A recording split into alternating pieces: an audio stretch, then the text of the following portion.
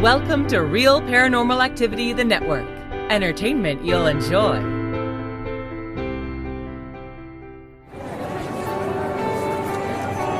You are listening to an RPA production, where people gather.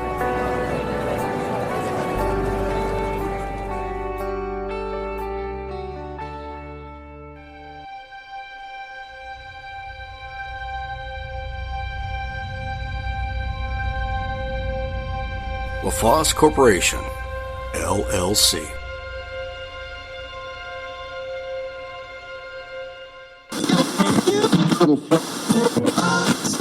Hello, my Mysterians. This is your presenter, Terry from Texas, with another episode of Terry's Mysterious Moments.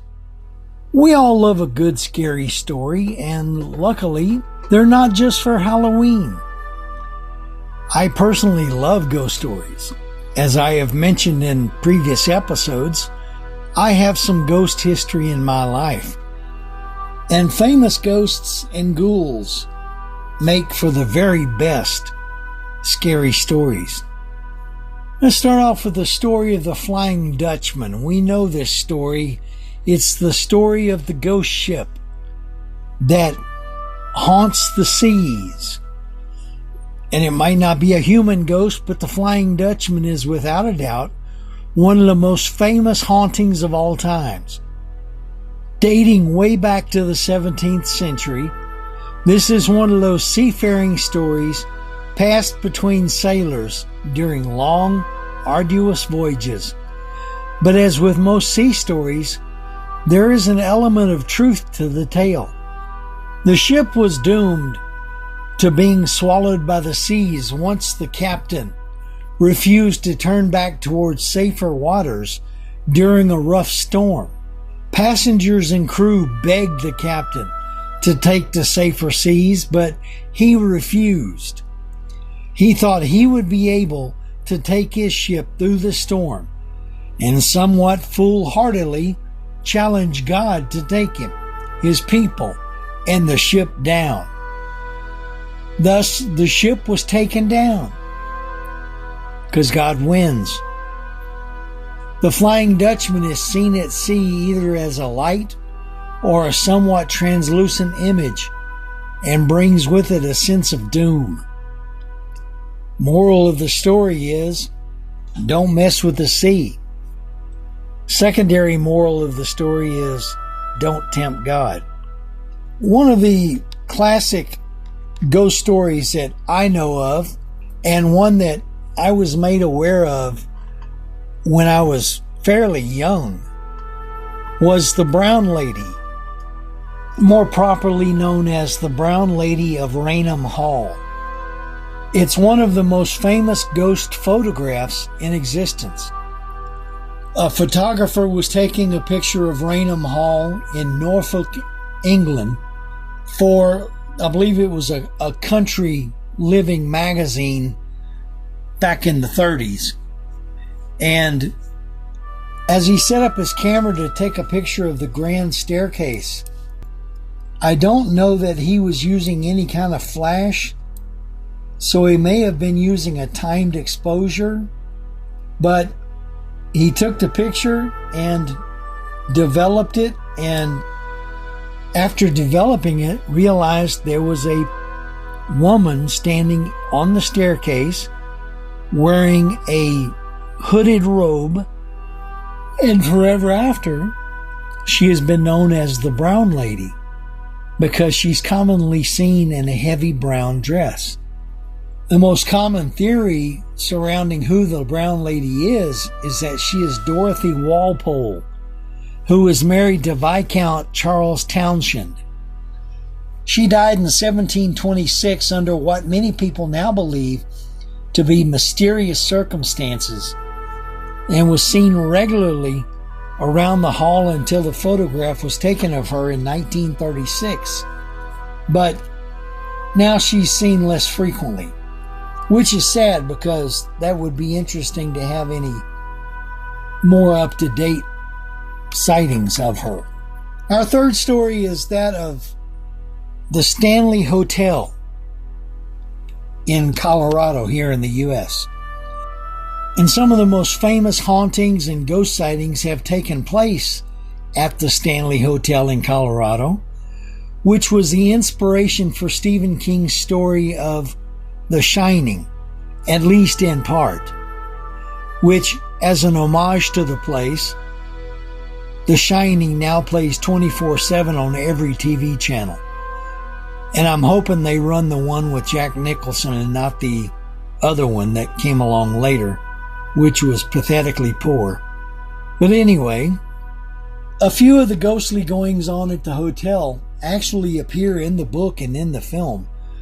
For example, staff at the hotel claim to have heard music and a commotion in the ballroom in the middle of the night while it was completely empty. Now, one of the things is that Mrs. Stanley, the wife of the owner of the hotel, who was probably part owner herself, was a piano player. And they hear piano music going on, and she has actually been seen sitting at the piano a time or two. Mr. Stanley has been apparently witnessed going around the hotel. They have stories of children running up and down the halls, even when there are no children in the room, in the hotel. Guests have reported seeing ghostly figures, watching them in their rooms. Room 407 is thought to be home of Lord Dunraven, who used to own the land on which the hotel is built. He's often blamed for any jewelry that goes missing and, unsurprisingly, for the large amount of activity that occurs on the 4th floor of the hotel. The Stanley Hotel is well known among ghost aficionados.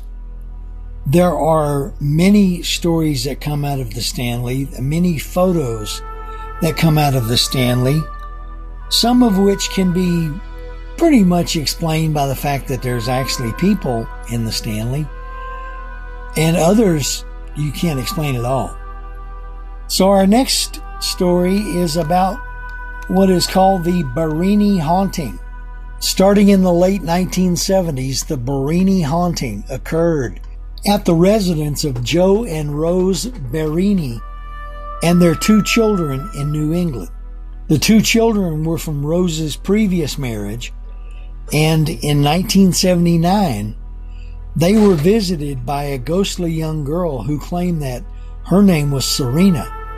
When questioned, neither Joe nor Rose knew of a Serena in their family and were puzzled by the visit, though it was not without consequence, because shortly afterwards, their daughter Daisy nearly died during an operation to have her tonsils removed.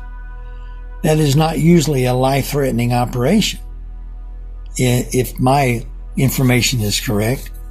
These spooky visits from childish ghouls and unfortunate events in the life of the Barini family became more common, with events culminating in Rose levitating out of her bed and 2 exorcisms before the family was finally left in peace. Now, I can understand not wanting to move out of a place you've chosen to live in, but if it got too bad, I'd go live in my car before I'd stay there. And people ask me about my home because I report ghost activity in my house. Well, why don't you have it checked out? Why don't you have people come in? I don't need to because I know they're here. So, it's a personal thing. Our other story is one that's also very, very popular. And it's probably one of the most widely known places. And it is the Winchester Mystery House. The Winchester Mystery House is home to some of America's most famous ghost sightings. And the Winchester Mystery House took 38 years to build I won't say complete, because it wasn't. And it was done under the guidance of ghosts and ghouls, or at their bidding. Instead of using architects to help with planning and design, Sarah Winchester, who was in grieving after the death of her husband, and I believe a child, asked for the help of a medium. Now, the medium may have heard a cash register go off when he knew who he had, such a rich individual who really believed in mediums and believed that the dead could talk to her through them. He told her, the medium told Sarah, that the husband and the daughter had died due to a curse on the family because they owned the Winchester Gun Company, the repeating rifle, the, quote, gun that won the West. And it was because too many people had died in the hands of the Winchester, specifically American Indians. Sarah moving out to California, and not only that, but she had to build a house specifically for the spirits. But she couldn't build just a house for them, because she was told if she ever stopped building, the curse would get her too. Now, of course, that would give rise to the question, if she were able to continue building and building and building and building and building for an unknown amount of time, would she stay alive for that amount of time? That's my question. Well, a bell tower was added to summon and dismiss the spirits of this house that Sarah bought and started working on. She had a seance room built to speak with the spirits directly. And I believe that seance room, you had to go through a fairly circuitous route to get to the seance room. And she could enter by one door and leave by another so that the spirits that showed up couldn't follow her. That kind of thing. She would speak with the spirits directly, I guess, without the medium present, as well as to her husband. And this is one of the reasons why the house is known as the Mystery House. And in fact, you can still go on a tour at the Winchester Mystery House.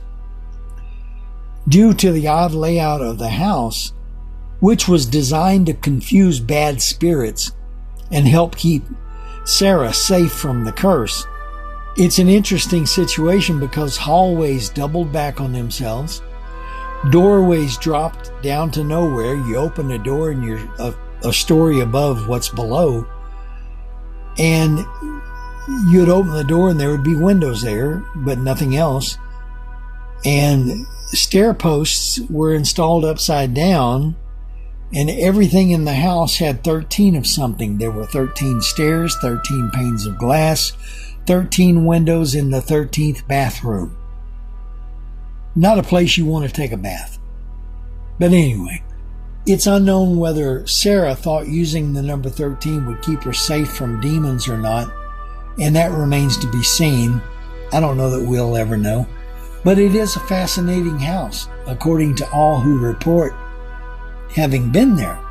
Not only that, but all that summoning of spirits reportedly means that the house is brimming with paranormal activity. Could be some of the ghosts that she inquired into got stuck in the house because they couldn't find their way out. I don't know, that's just my thought. Organs are said to play of their own accord, and there are cold spots throughout the house. I know that cold spots and hot spots are reportedly and commonly referred to as signs of ghostly activity, but I think some places just have those kind of spots in them. There have been sightings of spirits throughout the house, as you would guess. The Winchester house was used in filming was used as a filming location in William Castle's 1960 movie called 13 Ghosts, which is a good, clean, spooky movie. I mean, the basic, not even an expletive because they don't cut it out. The only thing that might be said is nothing stronger than if somebody were to say hecky darn or golly gee. In the story, a local museum professor, a Professor Zorba, and his family, who are living literally hand to mouth, and they're constantly getting their furniture repossessed and just having a bad time financially. Well, they inherit a massive mansion with the prerequisite creepy witch-like housekeeper from the professor's uncle, who was a scientist and had been a paranormal researcher who was focused on inventing a method of catching ghosts, which he had. And it supposedly caused his death. It's an interesting story and a fun movie to watch because in the part of the story where they first get to the house, you see some of the exterior of the Winchester Mystery House. And it's interesting to know that that's the house that was used. And it's a beautiful place from the outside. So if you want to watch that movie, it's called 13 Ghosts with the number 13. It's not the remake from a few years back that was so bloody and disgusting, but it's a good movie. It's like I said, it's clean. And there are some interesting effects within the movie. Another story we have is about Alcatraz. There have been a lot of ghost stories about Alcatraz, people taking ghost tours, and some being touched, some being affected, some being absolutely frightened to death, and a turn of a phrase. Some of the most famous ghosts and ghost stories come straight out of Alcatraz, because what could be spookier than an abandoned prison on an island in the middle of a bay? And people can still visit parts of the prison in the tours, but they also find the places that are off limits, although it's highly forbidden to do so. But they do bring back with them stories of ghouls and ghosts and incredibly terrifying encounters following them back to the mainland. The first hauntings were reported in 1857, when men were still being imprisoned there, because this was begun as a military prison and a way to protect San Francisco from attack by sea. One of the most notorious stories was reported in the 1940s, when a figure dressed in clothing from the 19th century haunted Cell Block D, which contained an isolation cell. One inmate pleaded with guards on one night that he was being attacked by the apparition. He was screaming and crying and begging, pleading for help, but he got silent in the morning, and the guards finally went back to check on him, and it was found that he had been strangled to death in a way that he couldn't have done it to himself. And he eventually became one of Alcatraz's many ghosts himself. Over the years, reports of cold spots, injuries on guards and inmates at the hands of an unseen and unknown entity, howls and screams from an unseen person, and much, much more have been reported at Alcatraz, making it one of the spookiest spots in America and well deserving of a spot on our famous ghost sightings list.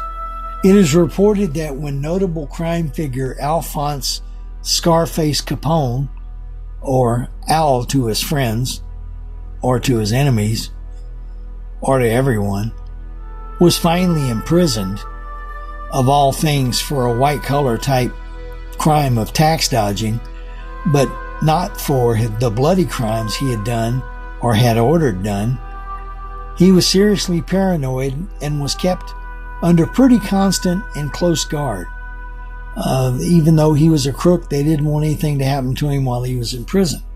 He was starting to suffer from the mind-killing effects of syphilis at this time, and it gave power to his paranoia. So he spent much of his time alone in the shower rooms, under guard, playing his banjo. Rumors to date give info that there can often be heard in the shower areas the ghostly sounds of a lone banjo. Like I said, I love ghost stories, and these are some classics that we can talk about, have fun talking about them. There are many, many, many other ghost stories that are known worldwide, generational stories, that whole families can attest to. And, it always raises the question, well, do you really believe in ghosts? Yes, I do. I do. Even with my Christian faith, I do believe in ghosts. Just like I believe in Sasquatch. I've never seen a Sasquatch or a Bigfoot, but I believe in them. I believe they're there. I believe in some of these other cryptids that we have listed too. Dogmen. I don't know why I would believe in them, except that they may have just been an adaptation of another creature. The Jersey Devil? Yeah, within reason. The Lizard Man of Escape Swamp in South Carolina, I think it is. I do believe in UFOs, but I don't believe in aliens. Figure that one out. I can't. Well, anyway, that's our story for this week. And be with us again for another episode of Terry's Mysterious Moments. Like I said, we're in season 9 now. Been doing this for 8 years. This is the 9th year starting. And I'm looking forward to presenting some more stories for you. Some good stories. And if you want to send in a story, you can do that. Terry's Mysterious Moments at gmail.com. If you have a suggestion, send that in. I'll be happy to entertain ideas. Well, listen, y'all have a good week coming up. Be back with us next time for another Terry's Mysterious Moments. Good night, y'all.